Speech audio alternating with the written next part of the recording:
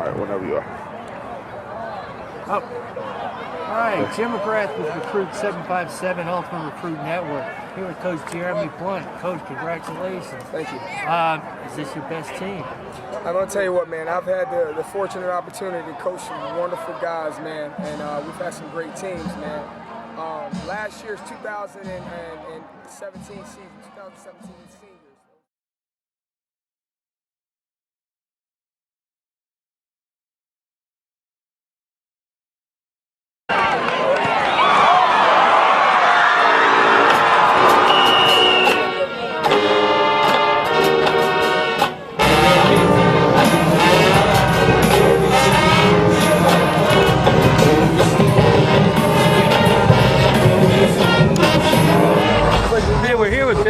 Lake Pride at quarterback. First of all, congratulations on being invited. What's your thoughts on the camp so far? Beautiful facility. I love it overall. You get the combine, get the test scores, and just to be able to compete with some of the best in Virginia is good competition, get you ready for the season.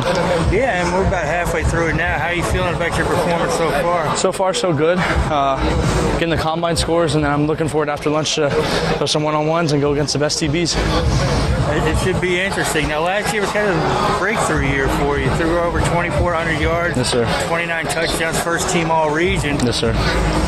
What are you looking forward to next year? I mean, just win every game we play. I mean, I don't really care about the numbers that much, but just produce, because if I'm producing, our offense is pretty much based on the quarterback, and it'll be good. So. Yeah, I mean, who's really helping you along the way here? I mean, we lost most of our starters, but we got some young guys coming up. But there, I think we have some big potential. We have Quinton James' little brother from last year, number 1. His brother, Max James, will play outside receiver. Carl Fanfan, who'll be our other outside receiver. He's here today, right? We have a rising senior coming up, Will Sides, who'll be all slot. He'll be really good. And then Matthew Hibner coming back from last year, who's probably one of the best tight ends in the area. He's 6'4", so have to use him. Yeah. And that mold of the big, tall Lake Pride. Yeah, so I'll have some guys to throw too. Well, you won't have to do it alone. Hey, enjoy the rest of the day. Thank you so much. Appreciate it.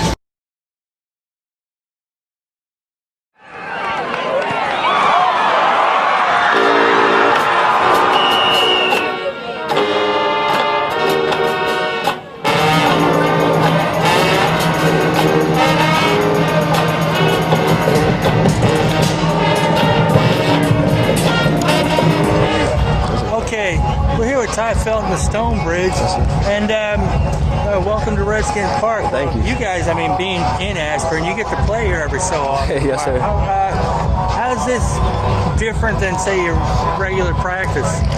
Well, it's a big arena. It's not cold like in the playoffs, but it's a lot of turf, a lot of competition out here. I'm excited. Yes, sir. Yeah, and what do you think of the competition you're seeing out here so far today? I mean, I see a lot of people that played in like the regular season and playoffs, so it's going to be fun. I'm very excited to be out here, and thanks for the opportunity. Yeah, is there anything you're hoping to show off in front of the other players and coaches here today? Any specific part of your game? Route running. I've been working on route running all off season, so that's going to be very exciting. And is there anything you're looking to improve on, something you might hope to pick up? I would say my leadership and playmaking skills, being able to make bigger plays and bigger games. Excellent. Yes, sir. Let's see, Stonebridge, I mean, you almost got all the way last year. You made it to the state championship game. I was talking with Coach Mickey Thompson earlier. He said, hey, I think we may have better matchups. We're looking a little better for next year. Yes, sir. Would you agree with that assessment, and how so? Yes, sir. What's going to be better about Stonebridge as you go to 2019? We're getting a lot stronger. Throughout the offseason, we have weightlifting a lot stronger, a lot faster, and we have a lot more athletes. We can match up the athletes we had last year. All right. Well, good luck. Have fun the rest of the day. Appreciate Thank you so much, Tom. Nice to meet you. And welcome back to our second segment of our November edition of Sports Highlights. Glad you're with us. For more, log on to nnpstv.com. Greg Picaveras along with our next guest, Jim McGrath, the Daily Press sports correspondent. Good to see you. Thanks for having me on, Greg. You've had quite a background. You've been a coach and you've been a correspondent. Talk about your sports background.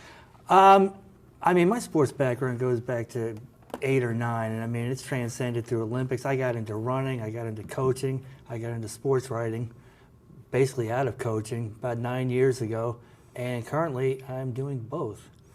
How do you do both? You also have a full-time job too, right? Yes, I do. So time management's the key. It really is. I just have to plan ahead, look things ahead week to week, and just go with it. Not think about being tired or where I have to be next. I just stay in the moment. What do you do or notice different from being up in Northern Virginia, because you had some roots up there, compared to this area as far as high school sports? Because the travel is a big deal now. A lot of the Newport News schools or Hampton schools are playing teams on the other side of the water. They always have. But travel, as you know, during rush hour is very difficult. Very difficult. Once upon a time, I was a real estate agent, and I mean, just to get from Springfield to Burke sometimes, 5-mile drive could take 45 minutes. The problem was different. It's not so much the distance, it's the traffic. I hear people talking about the traffic here, and I laugh. I say, yeah, it's getting worse here, but it is nothing like Northern Virginia. It's really a night and day thing. No, in order to go to D.C. on a weekend, you have to leave at 5 in the morning, and I'm not being exaggerating at all. So talk about what stood out for you covering sports so far for the Daily Press. What stood out, fortunately, the Daily Press has had me cover a lot of events, a lot of sports, and had the opportunity to meet a lot of people. So, I mean, it's tough. High school football, community sports has been my, I guess, bread and butter. Your notebook. And the community sports notebook, right, which comes out on Wednesdays. But otherwise, I mean, I've been able to cover the Virginia duels for the past 6 or 7 years, basketball tournaments, just all kinds of things. I mean, the list gets too long. But if you name a sport, I could probably reference something that I've done with it. Archery, cobia fishing. You see more and more digital going online, whether it's print, broadcast, whatever. Is that the direction you think the newspapers are going? You look at the New York Post, everything is based online now, breaking online. Right. You're not seeing the big stories on the print edition like you used to. No, because everything's in the moment. I mean, people want to know now. I know from covering football games, once I started putting updates on my Twitter feed, people I notice every game, even if I don't announce it, people will catch on by the second or third quarter and start sending notes and wanting to know what the score updates. I'll even, at times, get tweets before the game. Who's covering what? They want to know because they're going to just go online and find out. Sometimes because they're from out of town, but sometimes because they're just not going to go to the game. Yeah, my dad used to say, if you know today's news or tomorrow's news now, you'll be a millionaire. But here's the catch-22. Y'all are still trying to sell newspapers. So right. I know in the past they told them, don't give out so much information on a Friday night, let them buy the newspaper. But now we live in a world now where Facebook, Twitter, I mean, Sonny is constantly tweeting throughout the night. He is, and the truth is, if you don't do it, somebody else is going to. Right. You could have four different outlets covering any game at any time. Right. So you have to be careful of the print side and respect that crowd, but it's pretty much they want to know now. Exactly. So how do you balance it? Well, not being the sports editor, that's a very good question. How do I balance it? I just put in as much as I can. Whether HR Varsity wants to pick it up and retweet it seems to dictate whether it's notable or not.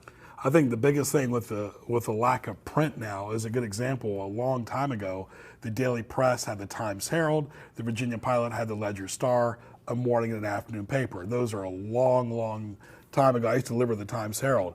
But now you're seeing the Daily Press and the Virginia Pilot, not just in sports, but in news, owned by the same company, consolidating. Their writers in Virginia Beach are having stories on the peninsula and vice versa. It's an interesting concept, and I would have loved to have been a fly on the wall when they had those discussions. I think there are probably advantages. I mean, when teams from the South Side and Peninsula play each other, it can be covered on both sides by one person. Teams like ODU can be covered by one person theoretically. I don't know if that's the case. I know Dave covers ODU sports here. That's the good part of it. The bad part of it is now we're covering two areas basically with one sports staff. And the Southside community is used to the Pilot people, and then the Peninsula are used to the Daily Press people. But, I'm in TV and radio both. Broadcasting goes to both sides of the water. Mm-hmm. Online goes everywhere. Right, people can see you on TV. If somebody from the South Side seeing David Teal, they might be like, we don't, you know. They might not know who he is. I've seen tweets saying, wow, they really have some good writers up on the Yeah. peninsula. Yeah. And the pilot had Bob Molinaro and Tom Robinson for years, so it's kind of consolidating. Exactly. I mean, it's an opportunity for writers to reach a whole other audience, at least as large as the one they're working for now. And hopefully it's a good direction that will continue being in a good direction. And you're a good example of not just in sports, but you also are involved with Deep Creek's track team. Talk about that. You're a coach. Cross country. This would actually be my 18th year of coaching. I started right out of college in 1987. I've been in and out of it depending on what my job situation's like. And I was at Denby and I was at Menchville.